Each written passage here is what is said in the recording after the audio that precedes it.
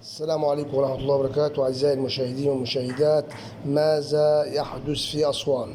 هذا هو الخبر المنتشر على مواقع التواصل الاجتماعي، حيث تم وفاة 6 أفراد أو 6 أشخاص من أهالي أسوان، من نصر النوبة وإدفو وكومومبو وبورليش.